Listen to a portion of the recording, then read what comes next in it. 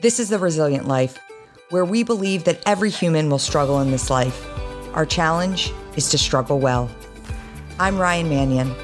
I lost my brother to war, my mom to cancer, and I'm the daughter of a retired Marine.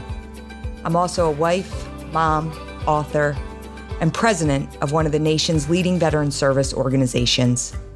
Join me and some incredible guests as we explore the value of struggling well through life's inevitable challenges. Welcome to another episode of the Resilient Life podcast, coming to you today with Rudy Reyes, conservationist and Marine veteran ambassador. Welcome to the podcast. Thank you for having me, Ryan. It's a pleasure to be here. Yeah. So, okay, I have to tell you this story. So we have a mutual friend, and he's been talking about you for a while, kind of sharing the things that you're doing, keeping me up to speed on things. And he says to me just a few weeks ago, he's like, hey, listen, I think you should have Rudy on your podcast. And he's like, remember my friend Rudy that I was telling you about, Recon Marine? And I was like, absolutely. I mean, honestly, I was like, if he's a Recon Marine, like, yeah, I'll have him on, like, done. And so I've got an 8-year-old son, and he's like, Mom, there's this new show coming on and we have to watch it together. And I'm like, okay, what is it? And he's telling me all about this new show, Special Forces. And he pulls up on YouTube, like, the trailer for it, right? And he pulls up the trailer. And as soon as I saw Kate Gosselin and reality and like special training, I was like, I'm in. I'll totally watch this with you, bud. Yes. And we turn it on and I'm like, holy shit, that's Rudy as one of the instructors. So the first night that it aired, we watched the 2-hour episode, and I was dying because Kate Gosselin was out of the show in 10 minutes, which no surprise. Yeah. I predicted she was the first one out, and she was, but she didn't even last as long as I thought she would. It was very, very interesting. She was falling out after the initial shock of capture. We had shock of capture on the train, and you could tell she did not want to be there. She was falling out, and we had her number. We had her number, Ryan. I got to tell you, she's one person. I watched John and Kate +8. I was a young mom, so I was watching that show, and she's crazy. And and so I saw her go out, and I mean, literally, you guys are running to where they're sleeping, and she's already falling. And I'm like, oh my God. But that, let's start. And there's so much I want to talk about. I know. Start with that show because, so Concept, for those that haven't seen it, and it's still airing. It's Wednesday nights, right, on Fox? Wednesday nights at, I think, 2000 at 8:00 East Coast time. And just check local listings. Just get on Fox. You'll see. Just go to Times Square. You'll see us on there. Just go to Times Square and you will see Special Forces World's Toughest Test. But yeah, we're easy to find. You can also get on Hulu. And if you miss the episode, you just catch it streaming whenever you'd like. So check it out on Hulu as well. It is a derivative of a show I've been doing in the UK for a few years now. It's SAS Who Dares Wins. And for my audience out there that may or may not know too much about the special operations community, SAS, the Brits' original special operations force, a raider force, we model in America much of our selection and much of our culture from the SAS SBS. It was a massive honor that they chose me, Recon Marine, to come over as a chief instructor. And I take that honor very seriously. I represent our country. I represent Recon. I represent the Marine Corps, and I give it everything I've got. And it's been very successful. I have a few seasons now coming out that we shot in Vietnam. Gnarly, hardcore, gnarly. I mean, the jungle's trying to kill you. Some of the crew members were bitten by cobras. People are going down for anaphylactic shock just because of the heat and humidity. And we're running a course. It's not a reality show. What you're watching on Fox, Special Forces, is not a reality show. We run the course, and that's that. And you see how it shakes out. We lose people very quickly. Yeah. So, not a reality show, but you take a bunch of, and I like D-list celebrities through. Wait a second. We've got Olympians. We've got Oh, yes. Olympian gold Well, medalists. I was going to say that D-list celebrities like the Okay. Jamie Lynn Spears and the Kate Goslings, right? And then you have, Okay. yes. And you've got like Anthony Scaramucci, and then, Man, you know what, Ryan? I got something sad to share. Um, in the Marine Corps and in Recon, we are very, very close, spiritually and emotionally, because we go through such hard training and combat together, and we're away from our families and away from any comfort for months and sometimes years at a time. And we tend to not have duplicity or layers of selfishness that regular people have. And I thought, by sharing our experience as warriors, first of all, hats off to my British SAS brother, who's like the older brother, my older brother in my life now. His name's Billy Billingham. SAS Paras and then SAS 33-year career, POW twice, been there, done that, got the t-shirt. And then we got SBS brother, Jason Fox, Royal Marine Commando, and then SBS. So freaking stout.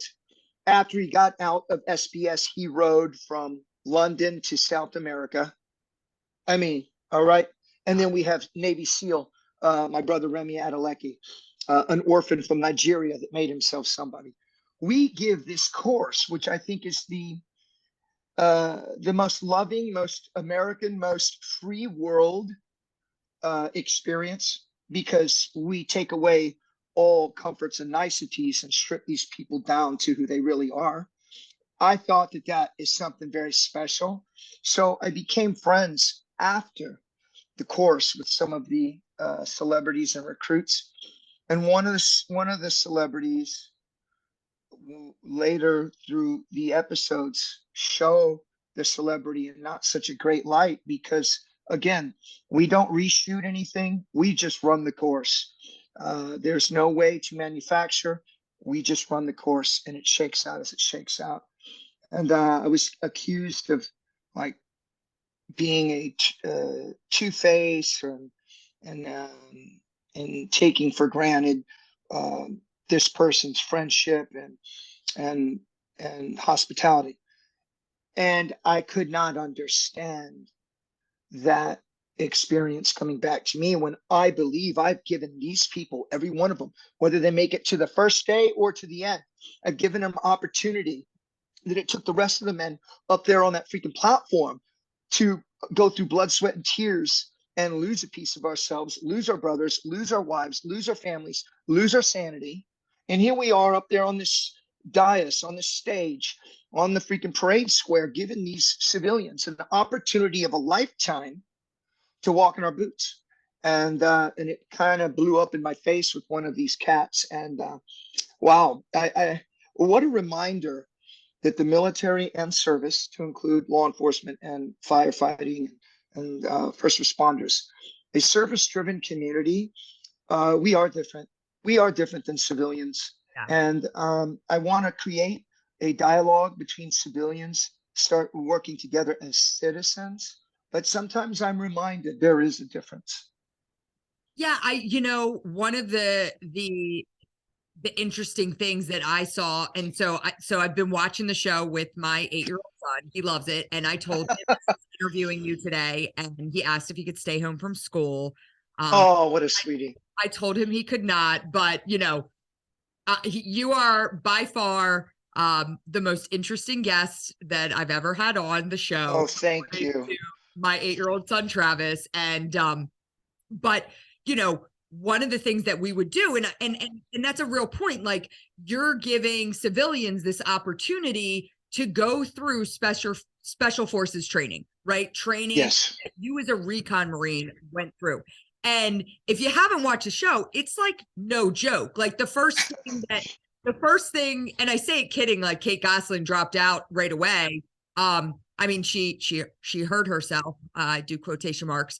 But you have them going out of a helicopter, but they have to do that like backwards roll where they you have to really have the mentality to let your body take it yourself backwards, which I'm sitting there analyzing every single thing. And all you're asking them to do is try it. So if they can't execute the job, they're not out. And what I found fascinating as I was watching it is, again, I don't know if mentally when I was watching them propel out of the helicopter, I'm like, I don't know if my mind would have been prepared to let me fall backwards, right? And to do that maneuver, but I would have tried. But what I found so interesting, I don't know if it was that episode or the second episode, it was, and I can't remember the guy, if he was a baseball player, but it was when they were rappelling from one mountain to another, and you had the two ropes. And Postman's walk. Yeah, the postman's walk. The postman's walk. And the one guy is like, I'm not doing it. He's like, I'm just. Oh, he was the chef. He was the yeah. chef that on his interview said, well, cooking at Michelin level and running a kitchen is a lot like being a special operations professional or something like that. And he didn't even give it a try. And, Ryan, I respect every one of those civilians that got out there with no initial boot camp imprinting. Like, in Marine Corps boot camp, the word we use as yes and affirmative is kill. So off jump, it's kill. And we are conditioned, completely separated for 3 months and conditioned. And then we're layered upon to do this. These civilians, even the athletes, and they're magnificent. A sport and a game has a start and a finish. A battle or a war can last for decades. And so that sense of scope is very, very different. So I applaud them all. A couple of standouts was, for me, first is Kenya Moore, the Black lady, the mean lady from Real Housewives of Atlanta. Yeah. I have to tell you, she was all in. It was lovely to work with her. She's not necessarily young. She's beautiful. She's 51. Wow. And we are thrashing her in the desert. And that backward dive, that is a test, what they call in the UK, a bottle test. Like, you got enough spirit in you. Yeah. Bottle, or you tough. We demonstrate everything. And when you watch the show out there, you notice the DS, the directing staff, we demonstrate everything and show you how to do it and show you it's possible. She executed everything. And when it came to the red man, I'm the red man, I'm the fighter, and I have them fight through me. And of course, the men, I fight very, very hard and meet force with force. The women, I give them some force and then let them work through me. She came at me like a freaking hellion. And so we find out she's from Detroit. She had a real hard upbringing, and she's made herself into, a multimillionaire with her business. And now she's a mother, and she's been through a battered relationship. She's been a battered woman. And she came out on that course and let it all hang out. And I said to her, what I know about you, Kenya, is that you're backstabbing, you're cruel, you're undercutting, you're hurtful to other women, you're a bully of the show. Well, that is so different than the recruit I am experiencing on this course. Can you tell me about it? And she said, well, that's what I had to do. That's what I had to do. I was abandoned. I was given up. I had to fight and claw for everything I had. And that's what I had to do. But I don't want to do that no more. I want to be a mother to my child and show my child how to be. Anyway, really compelling stuff as a human being, very compelling. Yeah.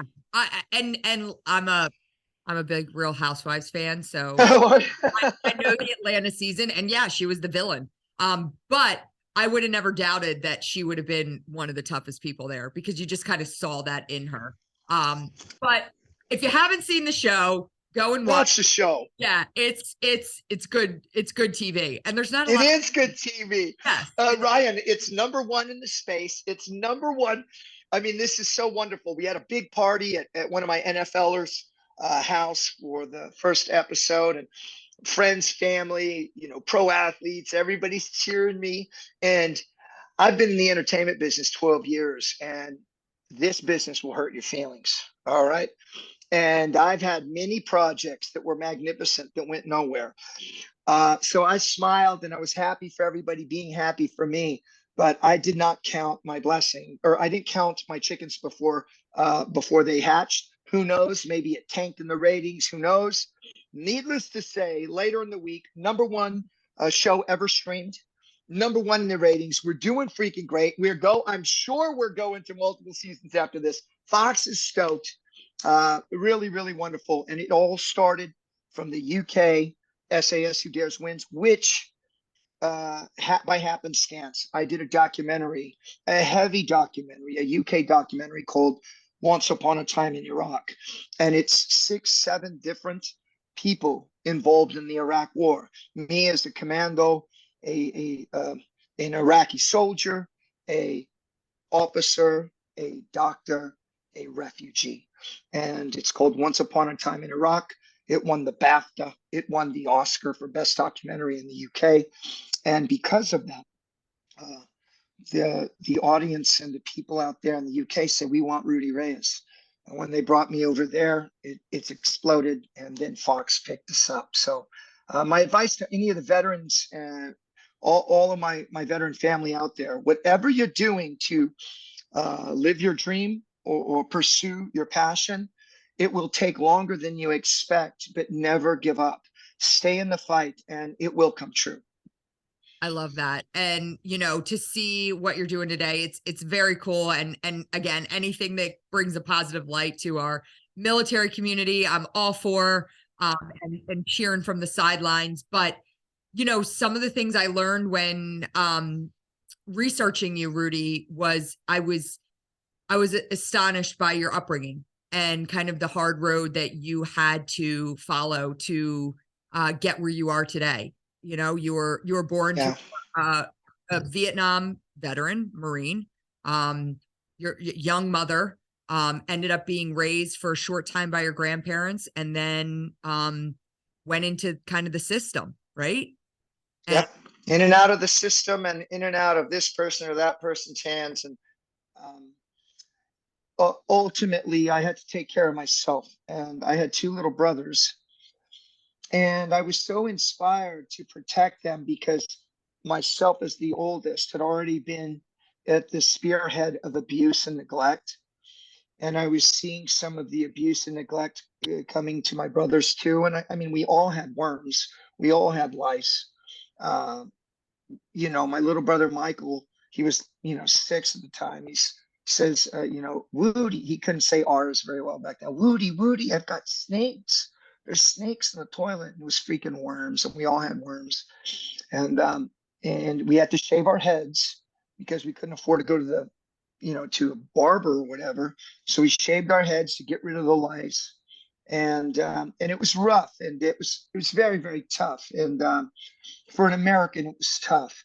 I do preface it with having that chip on my shoulder from really coming from poverty and neglect and abuse.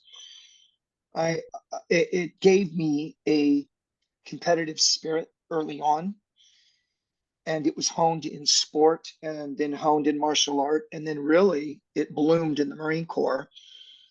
I started fighting in the Middle East, and then doing work, counterterrorism in Africa, and working in the Far East. I recognized that when I saw those poor children who have a very good chance of being murdered, and the environment I grew up in on the streets and in the boys' home was competitive and violent, and I was abused. But at least I had an opportunity to improve my wrestling and get into sport and lift weights and eat food to make myself stronger and to repel the enemy's assault the next time the big boy came to my freaking room in the middle of the night. When I went and spent time with these people around the world that even our poorest here would seem rich to them, it softened me, and it gave me a bigger perspective And I think that's why sometimes I have a difficult time with where our country is at now. There is so much taken for granted, and there's so much political and social critique when these people don't even know what life is about. Yeah. And they definitely don't know how easy it is to be taken from you, you know? I'll never forget the one of the things we do through the Travis Manion Foundation is service expeditions. We take families of fallen service members all across the world to give back, honor our loved ones by giving Yes. back in service to others. And we had been going to Guatemala for a few years, and Hmm. somebody had suggested, like, Ryan, why don't you go? You should experience what these Hmm. our families are experiencing. And we went to Guatemala, and we were in a very San Ramundo, very, like, we were in the jungle. We were in a very tribal Yes. village in Guatemala. It was a couple hours away from Guatemala City, and I had never ever experienced poverty in what I saw. And it was, Hmm. that word perspective, like, it was, you know, you think you know it until you're actually just in it. And we were building a house. And when I say house, it was literally like a Lincoln log house, no electricity, no running water, but it was a roof over the head for a family with, 5 or 6 kids. And we couldn't even communicate with these people because their language was, again, so tribal that you couldn't, Yes. our Spanish speaking individuals were having trouble communicating with them. But currently where they were living, it was in the woods, and they were in the jungle, and they were under a blue tarp. They had a blue tarp. Literally, that was it. A blue tarp to shield them from the rain. The woman walked up, and on the last day when their house was being built, they were all crying. And Oh, fuck. we placed pictures of our loved ones, and we'd built a shelf, and we all had a little framed pictures of our loved ones, and we put them up on the shelf. And we kind of broke down that language barrier where they understood, like, this is why this house was built, because these men and women died protecting us, and we want to give back to you. But I came back, and I've since gone on. I just got back from Puerto Rico last week doing a similar service trip. Every time I come back, I almost have anger towards the opportunity that is here in America and is not taken advantage of. It's like, Yes. deep anger. Yes. Like, what are you guys all complaining about? You don't even understand. Yes. Yes. I was just 2 months in Vietnam. And I, being the only American on the program, the only American there, I had to do some cultural research, and I had to take some classes because, the communist Vietnam still may have issues with us, right? I have to tell you what, those people were the warmest, happiest people. They were so loving and embracing of me. They called me Rambo. They loved spending time with me. I led some workouts too when I wasn't filming. And still, you're seeing the 50 and 60-year-old women in the rice paddies carrying, 50, 70, 100 pounds of rice on their back, or pulling the water buffalo and working the fields. And you see children helping their parents. I saw some children helping their elder skinning a freaking snake to eat. And all of the children laughing and smiling. I saw a 6-year-old girl that had the opportunity to have a bicycle that was way too big for her. And she wore these like flip flops with like extra, another flip flop glued to it so she could reach the pedals. And she's going for it. These people would do anything to be here. And the production people on the Vietnamese side of the house, they wish they could come back with me and pursue their dreams. They can only work this job for so long as the party says they can work it. And then here we have in this wonderful country every opportunity in the world to be who we want to be. And it seems that as of late, it's being squandered. And it is hard for me to sit with. I live in the South now. I do not live in LA. I do not live in New York City. I do not live in Miami. Um, I do not live in Dallas. I don't live in Austin. I don't live in the hubs and the film business hubs and all of that. I live in South Carolina, and there's American flags down my neighbors down the street within all my neighbors' houses, and I'm insulated. And is it fancy here? No. Do we have some rad restaurants and stuff? No. It's in some places pretty poor. However, these people are Americans, and they're kind and loving people, and they're the people that I remember fighting for. So that's why I'm here. Yeah, I think, you know, that's something else that I always recall when I go on these service trips, is that when you see these kids in these poor environments, they're probably the happiest kids you ever saw. And Yes, you it's, notice. it's the craziest thing. They walk around with the hugest smiles on their face. And I brought a camera last time when I was in Guatemala. Somebody had recommended that I bring a Polaroid camera. And so I brought one, I loaded it on film. And my family, I started taking pictures of the kids, and I was handing them their pictures, and they were flipping out because I bet they get a picture of themselves smiling. yeah. And not only that, they were saying some of these kids don't even know what they look like. They don't go to school.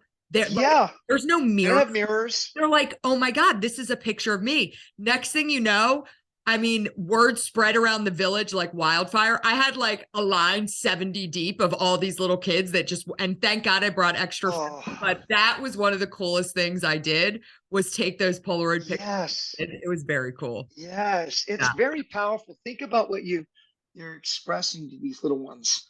A sense of self for the first time in their lives, to be objective about themselves and see themselves with a secondary or tertiary viewpoint. And wow, this is me now, but who do I want to be? This is really powerful stuff. And then we here in America really take it for granted. We have opportunity for education and literacy and clean water and clean streets that many places in the world do not have. We are free to criticize, government, or criticize policy, to criticize theology and ways of thinking, and we don't have secret police that come and disappear us, never to be found again. We have so much here, yet for some reason, maybe we've been so successful for so long, we are now looking for a war to fight amongst each other. You know, it's very, very interesting. I believe I'm doing the best I can with special forces and with SAS Who Dares Wins. I also am the co-founder of Force Blue. So I rebuild coral reefs and do ocean conservation with other commandos like myself from all forces. And we bring in Gold Star families and teach their children to do ocean conservation and make them divers as well. I'm doing my best. I do not do Twitter. I have a small Instagram. I guess it's pretty big, but I'm just myself, and I stay above the fray from all of that petty, that petty adolescent narcissism that has gripped our entire country. And I've seen men and women, 19, 20 years old, manning machine guns and crossing a line of departure with no idea when they will come home and fighting forward. I have seen men and women heroes. And to think we have people now in our middle age in this country that are stuck as adolescents pointing fingers. So it's hard for me to deal with. So I just keep giving more. I just keep giving more. Keep giving more. And, you know, so you leave the Marine Corps and you kind of step into the entertainment industry. And I'll tell you, it was funny this morning when I was telling my 8-year-old son that I was interviewing you, and I said, oh, Rudy Reyes. And I said, Travis, guess who I'm interviewing? And when I said your name, it didn't click with him right away. And I said, no, Rudy from Special Forces, one of the instructors. Oh, wow. He said, oh yeah. And my husband looks at me and he goes, Ryan, he's not Rudy from Special Forces. He's Rudy from Generation Kill. They should kill. That's Yeah. right. Yeah. And I was right. Yeah, and I honestly was like, I don't know what that is, you know, but right away, Yeah. it's like, stop saying It is. Special Forces. He's from Generation Kill. Yeah. And Have you so seen it yet? I have Have you not. seen Generation Kill? I have not. All of the Marine Corps, all of the Marine Corps for the last 25 years. That is our stamp of our culture. Message to Garcia, getting an order. We're going to cut the head off the snake. We don't even know what it looks like. And we're doing regime change, baby. Saddam, you're going down. We don't know how we're going to do it. You don't have to tell us how we're going to do it. We're going to get it done. And it's the funniest and most savage and honest portrayal of modern combat. And that is why our brothers of all forces, especially America, actually, and UK as well. Oh my gosh, a recon brother of mine that runs combat dive school. He is in Sweden for this massive freaking combat dive symposium of all of our special forces. A Canadian EOD diver. I'm his hero, and I inspired him to join. It's just amazing that my humble step forward into service, because we were fighting in Kosovo and I felt I had to do my part. I was relatively pacifist. I'd never used guns because I come from the street and I seen what guns do. I come from hard streets, and I was a martial artist, and in fighting in martial arts and fighting in competition, there are rules, and I am not going to kill you and you're not going to kill me. There are boundaries, and I forged my character with what is right and what is wrong. I stepped into the Marine Corps to have those boundaries moved very far left and right, because I'm fighting for something so freaking big that now I have to kill. I'm a scout sniper as well. And initially, how hard it was for me to even see film of real world missions of enemies' heads being blown apart and ripped apart, and studying film for deflection. And here I am, a Lance Corporal, 1999 in Quantico, going through these hard schools. And, you know, it's a little sad. And however, the conditioning, the training, and then we were in the Persian Gulf when the towers were hit. So we went straight into fight to Pakistan and Afghanistan. The love for country and corps, the love for the unit supersedes your emotional well-being and safety. The love and passion for something greater supersedes your individual life. And talk about expanding your consciousness. No wonder we had struggles. All of us have struggles afterwards. To be expanded that far, and even when doing the right thing, still civilian casualties or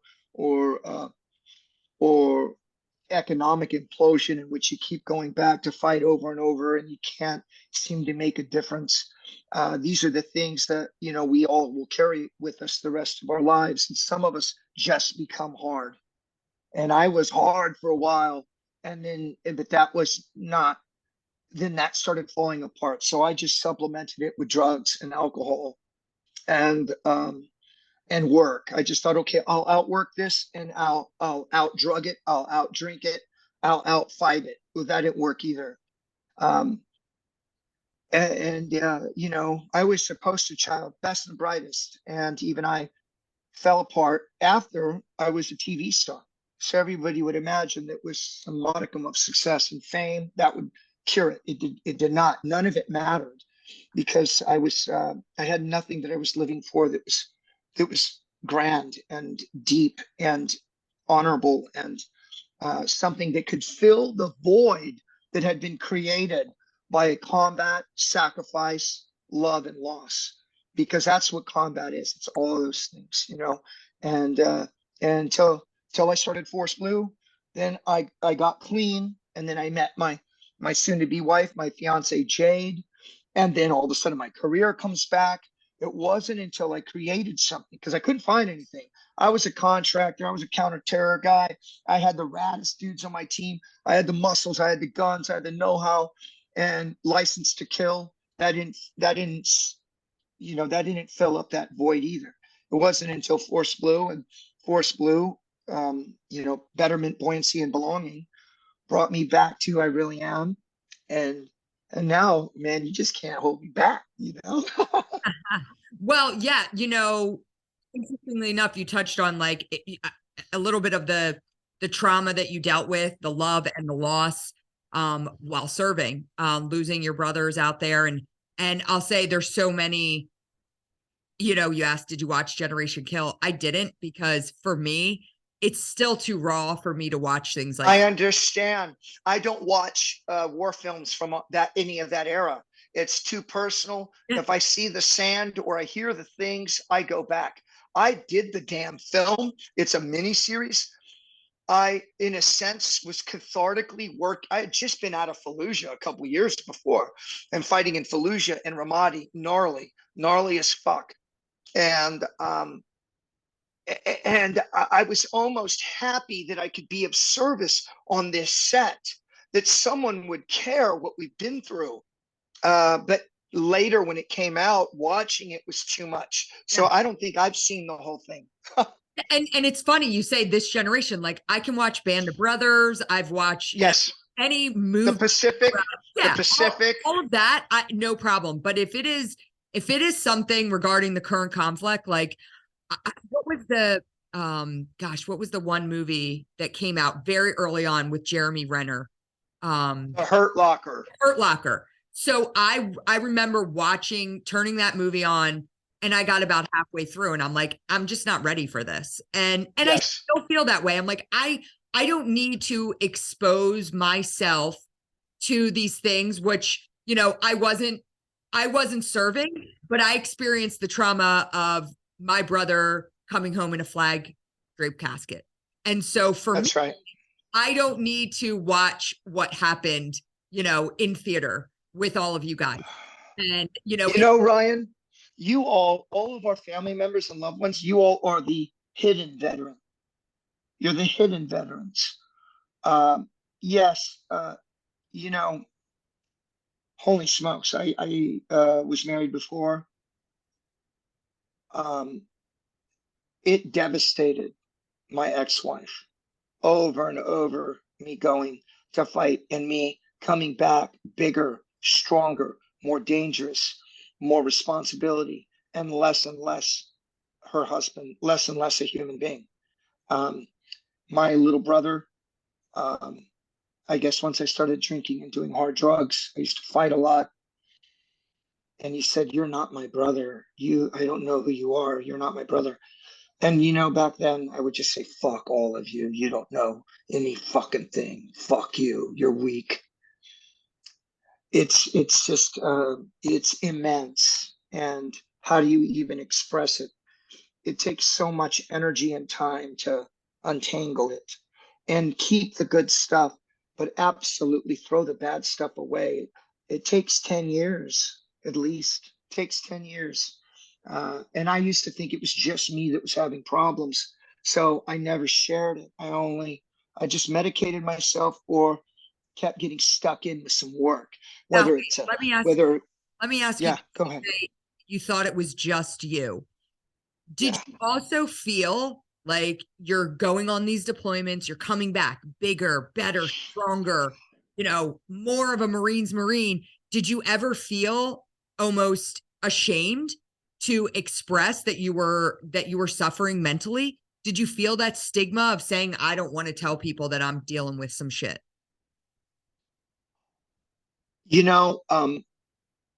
My ex-wife was having an affair my first fucking 4 years in, because I was such a freaking Rudy Recon. I was in school after school and schooled out and training packages and meritoriously promoted. I was so into it. I was not home. And I wasn't home really and I thought, hey, all of my jump, dive, danger pay, all my money goes home. When I see my ex-wife every few months, I'm freaking fit. I'm happy. I get to see her for 4 days. What more could you want? Right? I didn't understand anything really. except I was a young, strong Marine with great people who I admired, and I wanted to be like them. And so slowly but surely, I just became colder to the humanities. When you have to help, when you go into a village where they think because you're a medic and you have these magical abilities to help these people that have DNA damage from radiation, and they're all albinos and mentally retarded, and they think we can help them with our medic packs. When you when in the cover of darkness, vehicles are coming through your lines, and you put out your signs out there, turn away, and they come through, and you smoke all those people, and then you find out they can't read. These are the things that you're dealing with. And then of course the good times are when you're killing the enemy and your missions are shit hot and it's just so elevated. I'm thinking back now, I don't know, I might be scared to do some of the stuff I did back then. I'd be like, whoa, let's hold a bit. Let's think about this, how we could do this maybe a little bit safer. It just skews your vision on life. And I didn't notice that I was having real mental problems until I was no longer working, like for 1 week. I was successful as a coach and trainer, and then I was doing Generation Kill, which is a 1.5 year process. And then I was doing some survival stuff. And then I had a lull. All of a sudden, I felt so absolutely lonely, and I couldn't sleep. And I used to work out all the time, like 6, 7 hours a day, in hope that I would be exhausted enough to sleep at night. And I was obsessed with readiness. I always had weapons. I was always training. I was obsessed with readiness. I was holding on to readiness as my savior because I was so scared to death of this world. I went to the VA. Of course, all they did is give me medication. I tried it for a couple of days, freaked out, said none of that, and tried counseling. There was no counseling back then. Not that anybody knows what to say anyway. I think we have found in our community being back together and sharing each other's testimonies and the basics, getting clean and sober, physical fitness, a purpose that's involving God and family, and then a job. You get those 4 pillars and you can do anything. But we need each other to express that and work together to do that. Big government doesn't seem to be doing a very good job.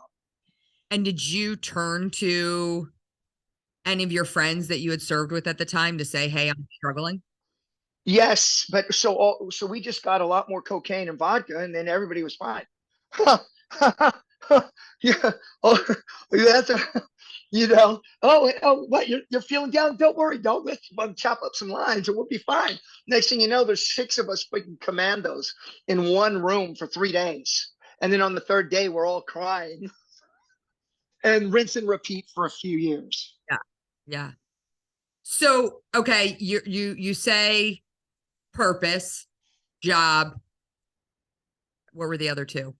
Spirituality, God, Yeah. family, a connection, a hierarchy, and then getting clean. But yeah. What was the first step that went from you in the room with a bunch of commandos snorting lines of coke to shit, I got to get help? Like something has to give. Like did you wake up one day and just say, I'm done? I made such an absolute train wreck of my life for about 8 years and still made it look good, I guess. So I was very lucky. I never went to jail for my street fights. I was very lucky. I never got busted drinking and driving and or with drugs. I was very lucky that somehow I kept my physique together so I could still work. But eventually, I had a little baby son. I have my little son.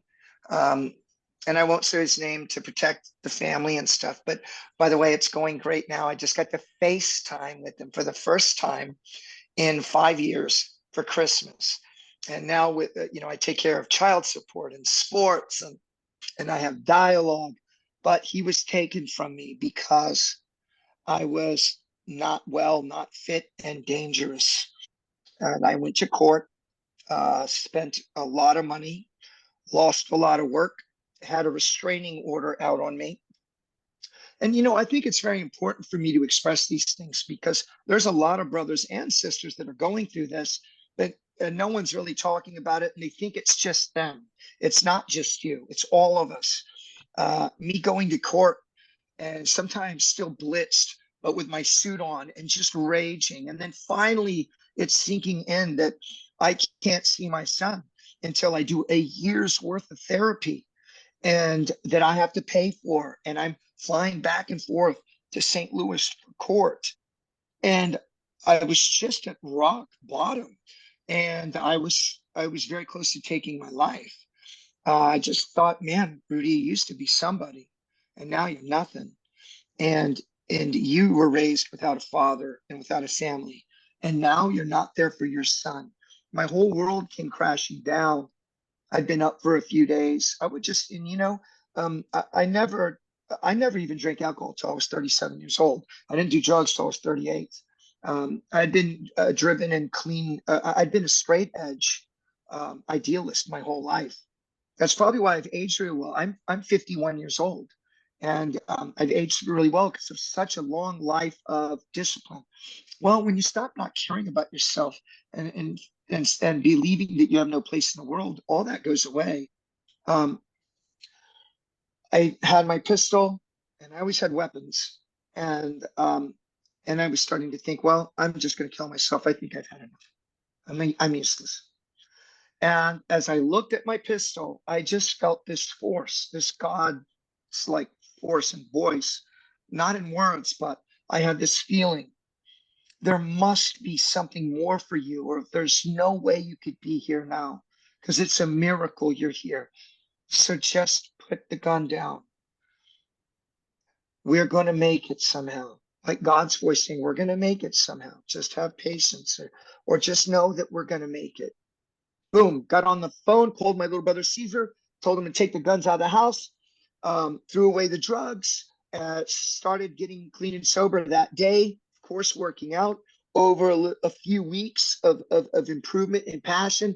I started making some moves, and then Force Blue started manifesting. I said, okay, if there's nothing for me to put my skills of war into, to do things, to be a weapon of mass construction instead of a weapon of mass destruction, then I'll make something. Called my friends, called Roger Sparks, legend, recondo, and a pararescue man, highest decorated man of all time.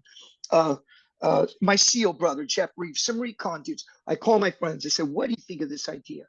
My man, Jim Ritteroff, filmmaker, BFF through my recovery road, and diver. He said, okay, let's get something together. I know a little bit about business. And I said, I know freaking diving. I know what I can do with my people. We created it. Now I really feel like I have a reason to live. And that's how it started snowballing.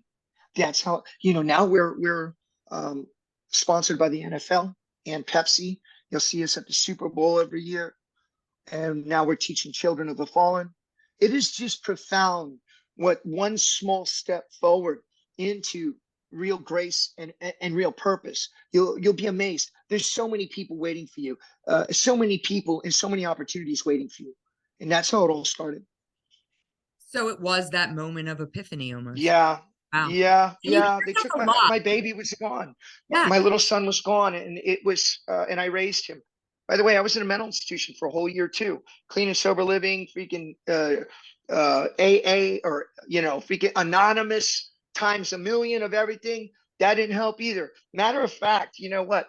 I think the first Travis Manion run in San Diego, maybe it was 2011 or 12. It might have been the second run.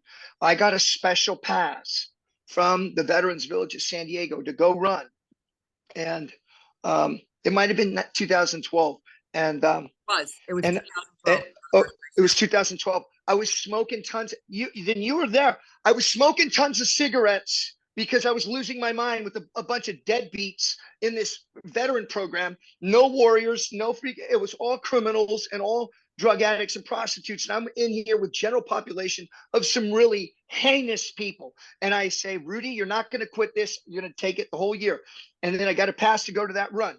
And I won number one in 40 over. And everybody said, no fucking way. This guy ain't 40. I went up there, wow, you know what I mean?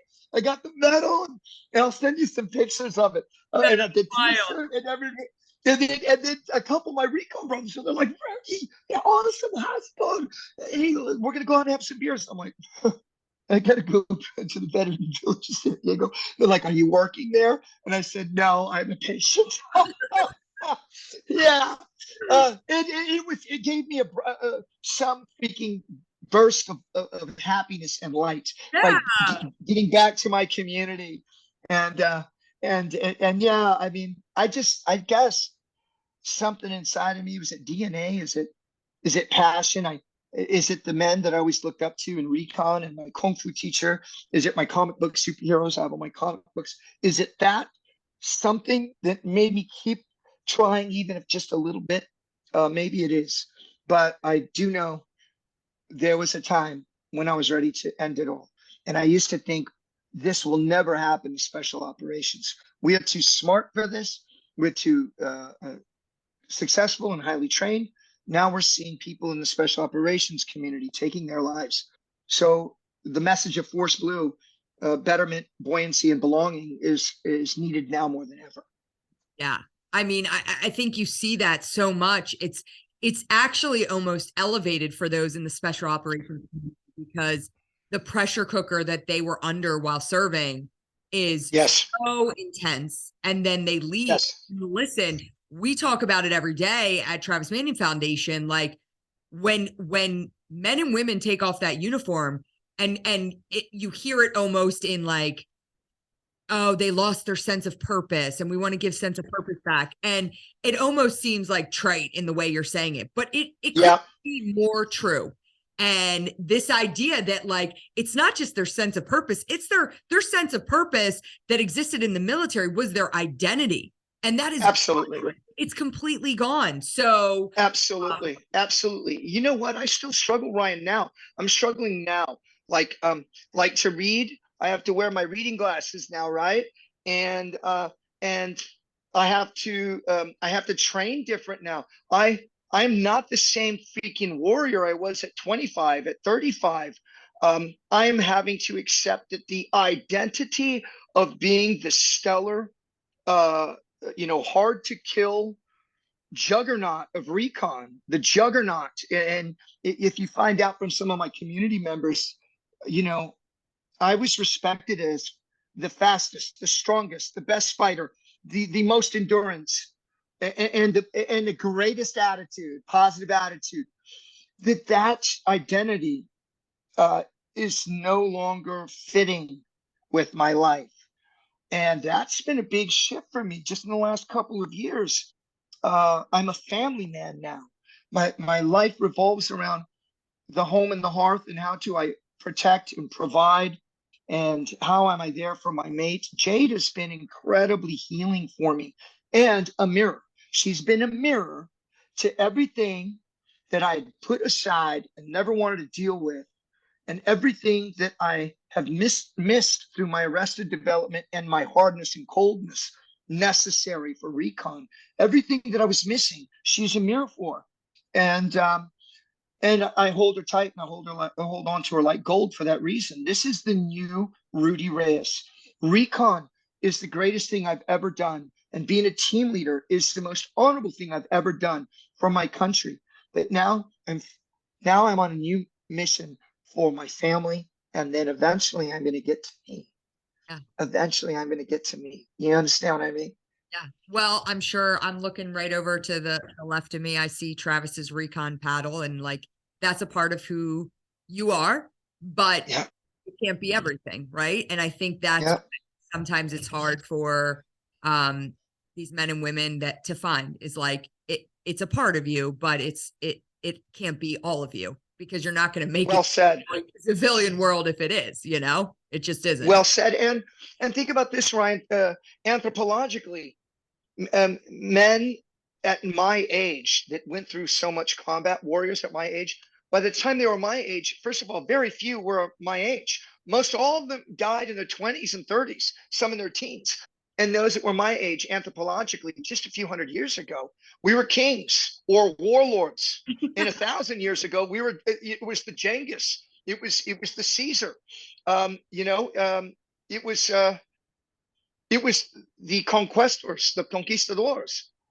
And that way of living is not healthy for the world we live in now. Am I just gonna slaughter anybody that disagrees with me and just take what they've got? Or am I gonna smash through my life, metaphorically, like a conquistador, and damage everything to go forward and not care about what's left on the wakes? I've already done that. And that's not the way. That's not the way. Take the best parts of discipline and honor we got from the military and now shape it into a way that you can live a life that is fulfilling and uplifting to those around you. That's what I'm doing my best at. I love it.